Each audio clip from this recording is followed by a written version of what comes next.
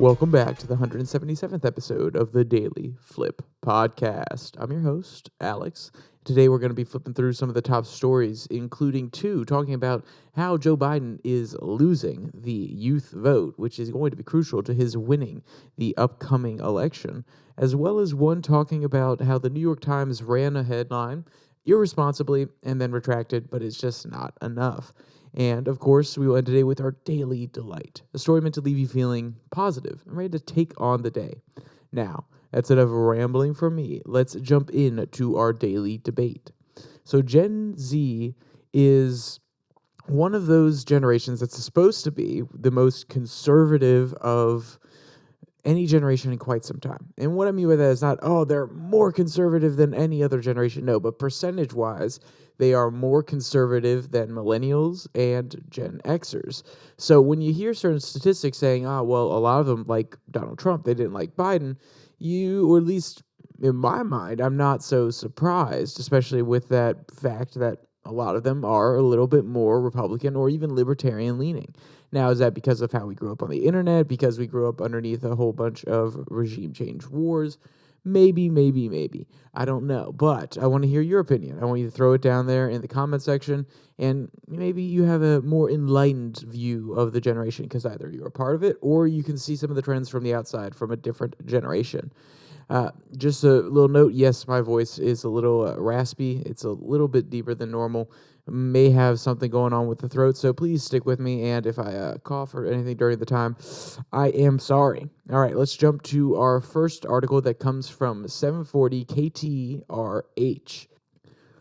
The surprise group of voters turning against Biden. So yes, as you can tell, especially by the daily debate, I wonder what the surprise is. Of course, it's going to be Gen Zers. But it's a really interesting generational divide, and both articles actually provide, or at least try to highlight, different reasons for why the fact that Joe Biden is losing the youth vote. So let's jump straight to a quote from this one.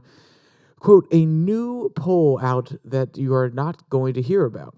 According to the data, there is a surprise group that is turning against Joe Biden in favor of former President Donald Trump. The surprise group, one of the Democrats' core groups, young people ages 18 to 24. If you actually speak to them, you're not surprised because guess what?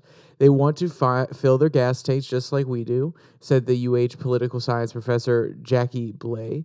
The young people 18 to 24, they are saying that it's much harder to pay for things now than it was during Trump's presidency, end quote. So, of course, a little bit of economic malaise, a little bit of inflation, and, these students or these people that are in this age group, they probably haven't experienced or at least had to pay for themselves a lot of these different economic fluctuations. They haven't been through 40 years of back and forth or 20 years on their own out there in the real world paying for their own thing and seeing the economy go up and down and noticing there are benefits during different presidents and benefits during others. Like during the Republican presidents, you may tend to have a little bit lower taxes if they get their way. You may tend to have a little bit more of a kickback in stock options from your company if you work at a large company, or if you're in the Democratic side and you've worked in a more labor-focused job or an industrial job, then maybe you've noticed that your power as a union goes up. You actually get a little bit more wage increases, a little bit more negotiating power underneath Democratic presidents because they tend to be a little bit more pro-union, even though that hasn't necessarily been the case under Obama or Clinton. They've kind of, signaled here or there, but they're not as pro-union as Joe Biden. But you'll notice that there are different benefits under different presidents, and that kind of informs you as to, okay, well, things can always come around. But these 18 to 24-year-olds, is their first time being out there experiencing this kind of really bad inflation on their own. And they're like, well, I remember when I was coming out into the real world under Trump, and I definitely wasn't paying this much. So that seems to make sense to me when they make the argument, that it's simply, or at least one of the factors is simply, they can buy more under the Trump presidency than they can buy now under the Biden presidency. I mean, that's going to resonate with people, and even if they're not fully aware of politics, they're going to notice that their money doesn't necessarily go as far if they're not making more. So, of course, that's going to lead to a little bit of hesitation on their part for President Joe Biden. So what are the other comments, or what are the other reasons, or what does this article want to highlight here? And I think this is another interesting side of it. I don't want to give it too much leeway and kind of be teasy, like, ooh, what are they going to say? But they have a little bit of a different perspective on the reason that some people don't actually know that these 18 to 24-year-olds are flipping. Because they said, well, it's a poll you're probably not going to hear about. They're kind of highlighting that maybe people don't want to acknowledge this for one particular reason or another. Quote, despite the spin and propaganda from the mainstream media, the reality is young people not only feel worse off today, but they also believe that the border isn't a major problem. Biden's foreign policy decisions have been bad, and Biden's age is also a really big concern.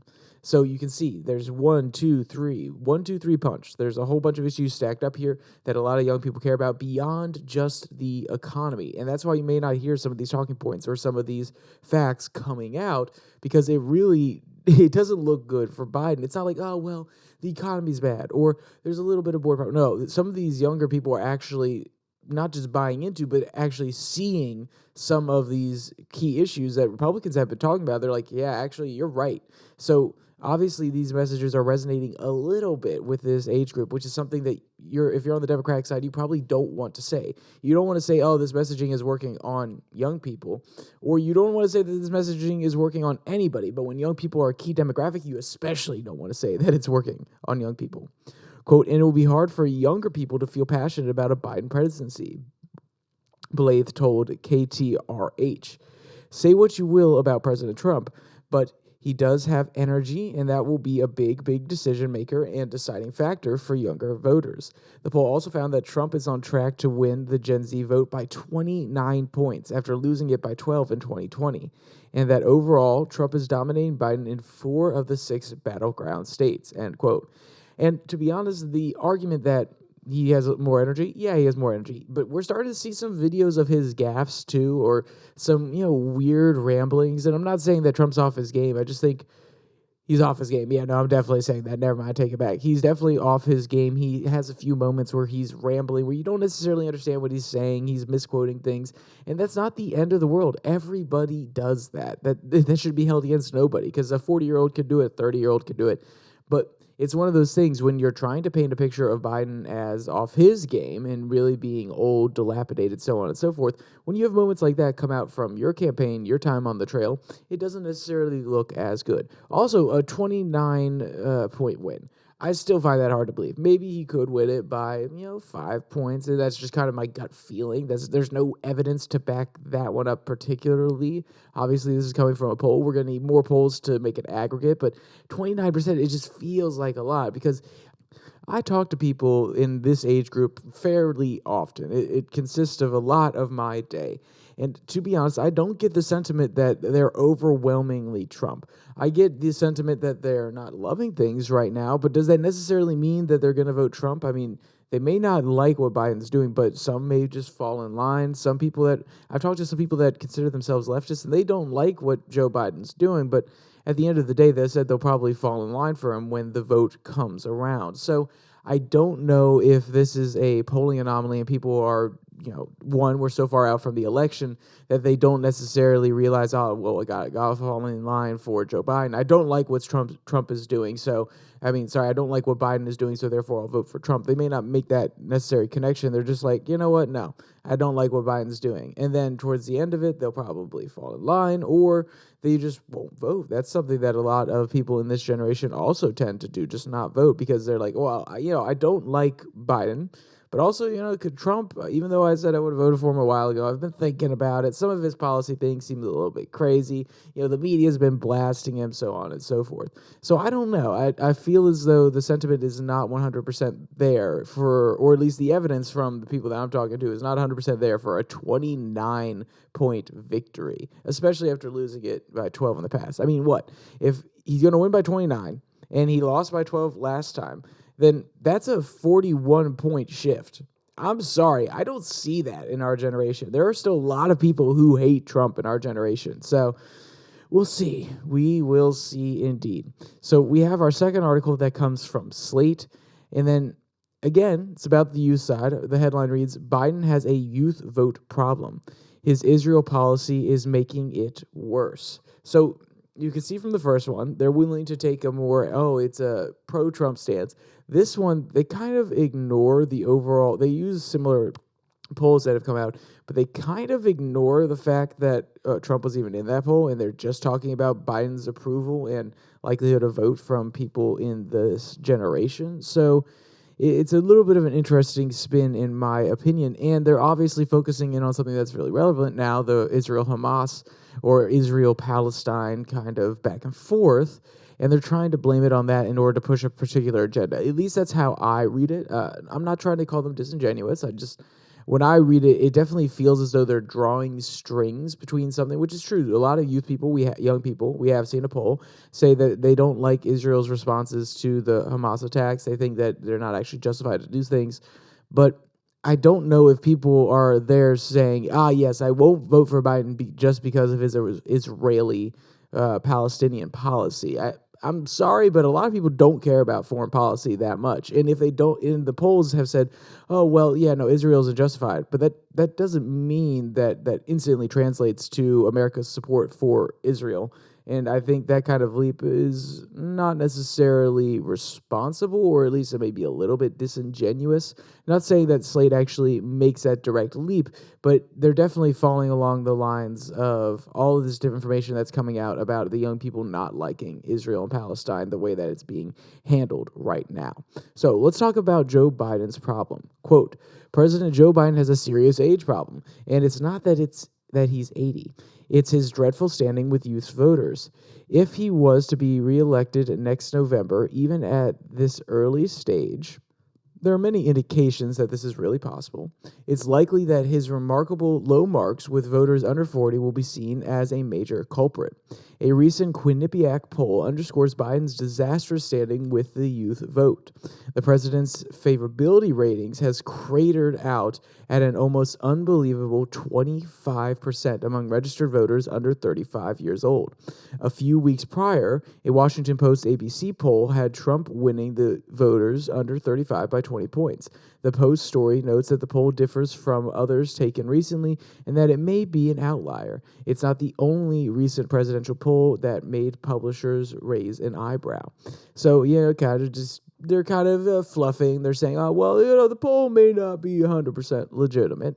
And let's be clear, it may actually be an outlier, but they're kind of fluffing here a little tiny bit. But why else would Biden be down? So, we obviously talked about why some people would prefer Trump, but why would just Biden be down, devoid of the Trump presidency? Well, he made a promise about canceling student loan debt, and he wasn't able to actually serve that one up. He tried multiple times, and it was out of his hands, but at the end of the day, some people don't have the goodwill saying, he tried, and I respect that he tried. No, some people are like, okay, you said you were going to try. Great, you did try. Thank you. You didn't get it done, which means you didn't actually have a material impact on my life, so I'm not going to vote for you. That is one possibility. The other influences from the last article, the border and other things like that, sure, inflation underneath Joe Biden, those are also all points that could definitely make you hesitate and say, maybe that's it. But the one that I think that they're pointing to initially, and I think they kind of do it in a sly way, is that he's old. Does Joe Biden relate to young people in any way, shape, or form? When he says he's a lying-faced pony soldier, I'm sorry, but our generation, we mock him for that because it is so out of date. That sort of comment sounds like your grandma or your grandpa trying to, be clever about, he's a person who just lies. Like, come on. So he doesn't resonate at all.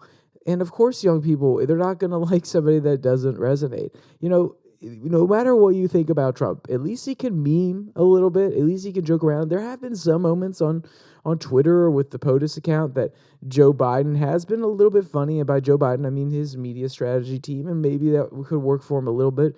But we're an online generation. Whether I like it or not, whether you like it or not, we are an online generation. And in order to get our vote, I'm sorry to say, you got to be able to meme a little bit. You got to be able to joke around. Now, Biden didn't necessarily joke around too much last time, and he still got our vote. So maybe that hypothesis doesn't hold true.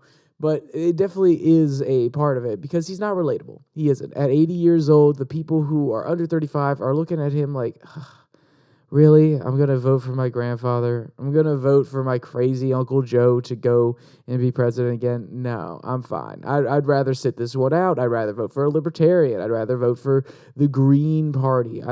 They have lots of different options nowadays, and they're kind of not settled into the party system. They haven't gotten 100%. They're still idealistic. They haven't sat in the place where like, oh, well, if it's a vote for a libertarian, it doesn't actually matter. It's just kind of a spoiler vote. No, they haven't settled into that yet. They're still willing to express themselves. They are highly motivated if they want to vote Libertarian Green Party to actually put their vote there. And they haven't become just, how should I say it, complacent with the way that things are. They are idealistic about the way that things can be. And when you look at Joe Biden, he is the ultimate symbol of the mainstream. He is the ultimate symbol of the moderate uniparty in Washington who's been there for 40 plus years, and people are like, no, okay, we're done with this. The people that are becoming politically informed are like, we're out. And the other people who aren't, they're like, yeah, he makes gaffes. His economy is terrible. I don't necessarily pay attention to politics, but I don't like what I'm seeing or hearing on the outset of all this new election stuff. So that's my, opinion, or at least part of it, and it's just kind of a brief analysis. But Slate wants to take it in another direction, and it is the Israel policy, the pro-Israel policy of Joe Biden. Quote, Biden's Israel policy threatens to deepen the divide even further. Again, it's wise not to overreact to polls, but the data is not terribly ambiguous on this. On this issue, young voters are far from the president, who publicly remain hawkish and unstinting in a way that has not kept pace with their political attitudes, or even those to a lesser degree of the Democratic Party.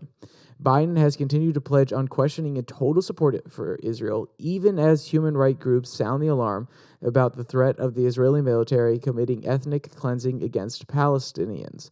Humanitarian groups' inability to deliver anything resembling sufficient aid to Gaza, and commitments from the Israeli military leaders that indicate a willingness to target civilians.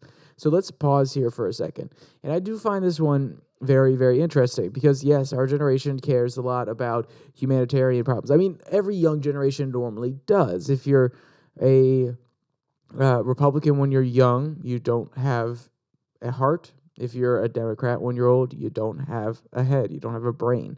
So young people normally empathize very heavily with situations like this, especially in the age of social media where you can see all these videos of terrible things happening in Israel and in Gaza.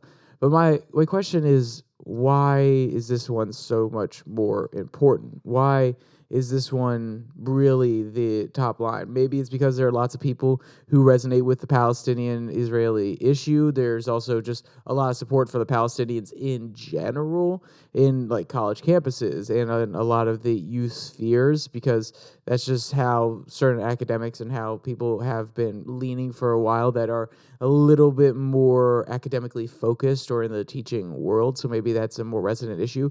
The reason I bring it up is, why not the Kurds? The Kurds, they are a ethnic people who don't have a homeland. What about the Uyghur Muslims? I mean, we virtue signal, we say that we care about these different groups that are being oppressed, that are being thrown into different camps all across the world. There's probably a few different groups in African countries, Asiatic countries, South American countries. You could even make an argument that there are probably some in the West as well that are being underrepresented. And yes, this generation cares about them, but are they going to let it define who they vote for because the president has a completely different policy, or at least a semi-different policy? No. So I think this one resonates for a very particular reason, and I think that's because it's very politically hot. I mean, there are lots of pro-Palestine and pro-Israel people, but there's not a whole bunch of pro-Kurd people that have been defining the conversation out there, or pro-Uyghur Muslim people that have been defining the conversation out there. So I don't necessarily think these young people are 100% all about the humanitarian problem, but they're really just focused on the Palestinian one, which brings me to the question of, do they actually care, or are they just being told to care? Now, we may be wondering, well, why does that matter? Because if they're being told to care, then guess what? Someone could shift the narrative, and then they could go back to supporting Joe Biden. Somebody could lay it out to them, the rational reasons for why Israel needs to be protected in this reason, this reason, this reason, even if you agree or not. Versus if they actually hold this humanitarian issue close to their heart, and they grieve for all these different humanitarian issues, and they're actually 100% genuine, and they've done the research, and they're fully behind this, and yes, Joe Biden will lose these voters 100%. But I don't necessarily think that the Israel-Palestine issue is directly that. I think a lot of people, including myself, have heard the talking points our entire lives, but we don't have a deep understanding, and you just kind of choose a side. But if you just kind of choose a side and you don't have deep moral convictions about it, your mind can be changed. You can be shifted by the narrative in the media. You can be shifted by the ongoing actions taken by your president, and maybe you'll bring some younger voters back in line when they start to realize or they start to agree with what Biden's doing. But the Slate article doesn't necessarily agree with that one. Quote, Biden's Thursday night public address on the matter, which broadcast right around the same time that Israel was bombing one of the world's oldest churches, killing 16 people, was cheered on by Fox News, which is not, incidentally, a youth outlet. But none of the ways that Biden has responded to the conflict has been received favorably by young Americans. The same Quinnipiac poll found that 51% of voters under 35 say that they disapprove of the United States sending weapons and military support to Israel, a much higher figure than the 28% of Americans who oppose such a policy. Only 21% of voters under 35 say they approve of Biden's Israel policy. 42% of voters across all age brackets approve. So, that's not a whole bunch of approval overall in the populace. Another reason that our generation could also be, and I know I gave all the moral suasions, the humanitarian aid one. Another one that could, especially on when you frame it the way of sending military aid, another reason this could really resonate and make people say, okay, hold up, Biden, I want you to slow down here, is because our generation grew up under multiple wars in the Middle East. We saw these quagmires go on and on and on, and they never ended. We grew up in a time where we were just at war. And honestly, I think our generation is just kind of tired of it. We're tired of America being the police state in the world. Now, whether you can make a practical argument for America policing the world in order to ensure trade, in order to ensure stability so that we can actually get oil from different regions and keep the economy afloat, blah, blah, blah, blah, blah. I'm not against any of those practical reasons. I'm not trying to say that at the end of the day, we shouldn't be the police force, but this generation most definitely has that sentiment. And I even hold it to myself. I have deep questions that I ask myself about whether we should be over in particular wars. And I still have a hard time coming down on one side or the other, because I'm sick of the wars. I'm sick of sending our soldiers over there and having to hear about the terrible accidents and having to see the families mourning on TV. But I also understand there are practical implications for most of the military actions and not just complete warmongering, even though some of it is inspired by industries that want to ramp up production and keep their business flowing. But there's also part of it where you could make rational justifications for a lot of the different moves that the U.S. makes in the international playing field, so to speak. So I go back and forth. In this generation, I'm assuming they probably go back and forth, but if not like me, willing to listen to some more practical arguments about why some of these things are important, they probably lean more towards, hey, no, I don't want to hear about all these terrible wars. I don't want to see the videos coming across my Twitter feed. I want the U.S. to be out of it. And I think that's another large part, especially when the polls frame this way about sending military support. A lot of people in our generation and Gen Z are going to be like, I don't know. We're already doing it with Ukraine. We can see it just goes on and it keeps escalating. There's another modern example. We pulled out of Afghanistan. Look what happened there. Oh, we were in Iraq. Look what happened there. So I think that's going to be a hard sell for a lot of people in our generation. All right, so let's jump to our last article that comes from, our last news article that comes from the Daily Beast. The New York Times mea culpa on the Gaza hospital explosion is too little, too late. And why I found this being a very interesting article is it's coming from the Daily Beast, which, if you haven't ascertained from my past coverage of the Daily Beast, or you haven't read it yourself, it tends to be a little bit more of a left-wing, maybe a little bit more progressive sometimes outlet. And when they're calling out the New York Times, when they're calling out an outlet that also tends to lean a little left in some of its coverage, and they're kind of coming out against the pro-Palestine, pro-Hamas, and yeah, I know, I'm falling for the framing. Let's just call it pro-Palestine sort of arguments. It's interesting, to say the least, because most people on that side of the aisle, not everybody, but a lot of people on that side of the aisle, especially further down to the left, on the progressive side, which is where the Daily Beast sometimes stands, they're more okay with these sort of narratives that Israel is an oppressor and things of this nature. So when they're calling out this New York Times headline, it was very interesting to me.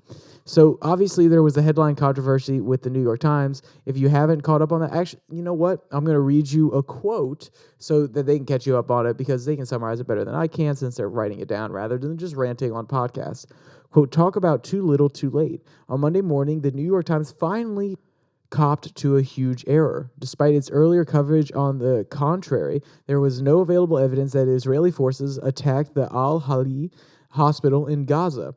The Times never comes right out and says that they got it wrong, but the editor's note does say American and other international officials have said that their evidence indicates that the rocket came from Palestinian fighter positions.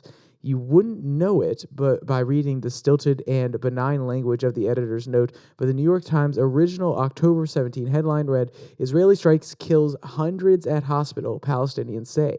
The phrasing was irresponsible to say the least," end quote. So they ran a headline that came out of Gaza City, and guess who their source was? Hamas, or Palestinians.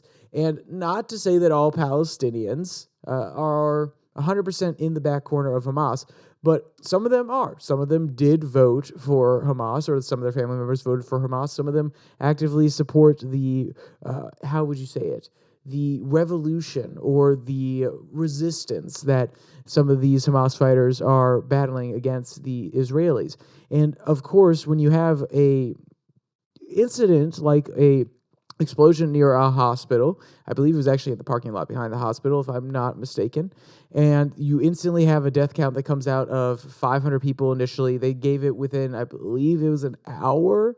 I believe it was pretty darn quick that the turnaround was, and New York Times just ran with it. They're like, oh yeah, 100%. These people would never blow up the story. They would never make it bigger, the number of people lost, bigger than it actually was. That wouldn't actually give them any beneficial media coverage. They would never do something like that. And also, they could definitely verify that it was 500 people killed within a matter of an hour. You know, that's what the author's calling out here. That's what he's saying is irresponsible on the part of the New York Times. And a lot of people have criticized him for it. And like I said, what's important here is when you see the divide between the people who are really progressive, who just want to follow that narrative, and the people who work for a progressive outlet, but they can be a little bit rational, it actually shows the split on that side of the aisle. And the reason I want to point this out is because there are rational people on both sides. Right now, we have too many different articles coming out calling the other side evil. They're warmongers. They just want Israel to go to war. They're evil. They're people that are terrorist sympathizers. They're evil.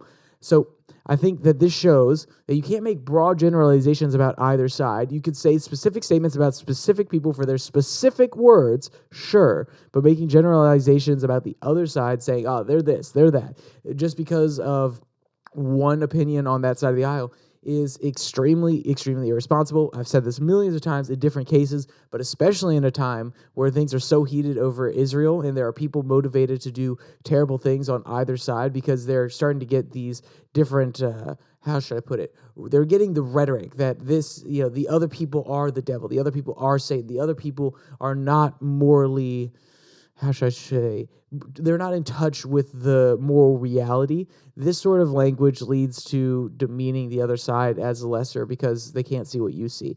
And I think this is a problem, and I want to make sure to point out that even people on the other side of the aisle that work for these other outlets, they can have nuanced opinions just like everybody else. And they'll call out people when they're wrong, just like everybody else.